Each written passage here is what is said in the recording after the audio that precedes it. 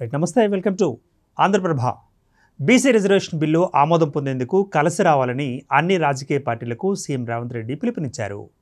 ఈ క్రమంలో ప్రధాని మోదీ అపాయింట్మెంట్ ఇప్పించాలని కేంద్ర మంత్రులు కిషన్ రెడ్డి, బండి సంజయ్లకు ఆయన విజ్ఞప్తి చేశారు. అలాగే మాజీ సీఎం బీఆర్ఎస్ పార్టీ అధినేత కేసీఆర్కు సైతం తమతో కలిసి రావాలని పిలుపునిచ్చారు. రిజర్వేషన్ల సాధనకు తాను నాయకత్వం వహిస్తానని తెలంగాణ ముఖ్యమంత్రి రేవంత్ రెడ్డి స్పష్టం చేశారు. కలిసికట్టుగా అందరం ప్రధాని మోదీ వద్దకు వెళదామని ఆయన అన్ని పార్టీలకు పిలుపునిచ్చారు. ఈ క్రమంలో ప్రధాని మోదీ అపాయింట్మెంట్ ఇప్పించాలని కేంద్ర మంత్రులకు విజ్ఞప్తి చేశారు. ఆ క్రమంలో తాము రాహుల్ గాంధీ అపాయింట్మెంట్ సైతం తీసుకుంటామని అన్నారు. ఈ బిల్లు కోసం లోక్సభలో పోరాటం చేయాలని ఆయన కోరతానని అన్నారు.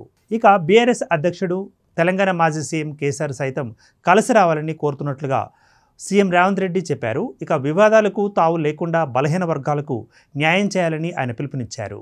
మరోవైపు అసెంబ్లీలో ఆమోదానికి బీసీ రిజర్వేషన్ బిల్లు వచ్చింది. ఈ బిల్లు ఆమోదం కోసం చర్చ కొనసాగింది.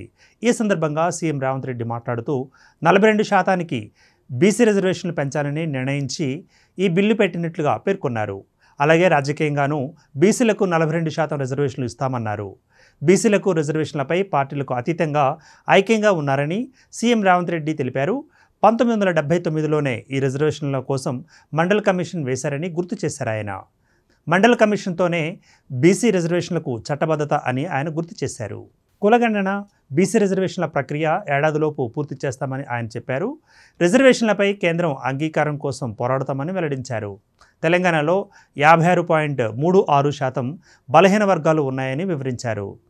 బలహీన వర్గాలకు అండగా నిలబడాలనే కామారెడ్డి సభలో డిక్లరేషన్ పెట్టామని సీఎం రేవంత్ పేర్కొన్నారు.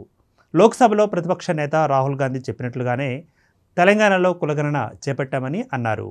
గత ఏడాది ఫిబ్రవరి 4న కేబినెట్లో తీర్మానం చేసినట్లుగా పేర్కొన్నారు.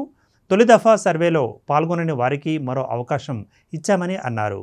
3.55 కోట్ల మందికి పైగా సంపూర్ణ వివరాలు అందించడం జరిగిందన్నారు. 3.55 కోట్ల మంది సంపూర్ణ వివరాలు అందించారని పేర్కొన్నారు. ఈ సర్వేలో 75,000 మంది డేటా ఎంట్రీ ఆపరేటర్లు పాల్గొన్నారని సీఎం రేవంత్ రెడ్డి వివరించారు. తెలంగాణలో తమ పార్టీ అధికారంలోకి వస్తే కులగణన సర్వే నిర్వహిస్తామని కాంగ్రెస్ పార్టీ అగ్రనేత రాహుల్ గాంధీ ప్రకటించారు. ఇక 2023 ఏడాది చివరిలో జరిగిన అసెంబ్లీ ఎన్నికల్లో ఓటరు కాంగ్రెస్ పార్టీకి పట్టం కట్టాడు. దీంతో రేవంత్ రెడ్డి సారథ్యంలో పార్టీ కొలువు తీరింది.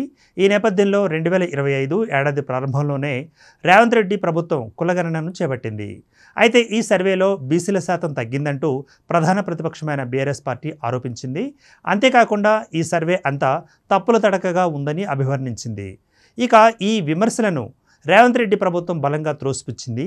అలాగే కులగణనలో పాల్గొనని వారి కోసం మరో అవకాశాన్ని రేవంత్ రెడ్డి ప్రభుత్వం కల్పించిన సంగతి తెలిసిందే.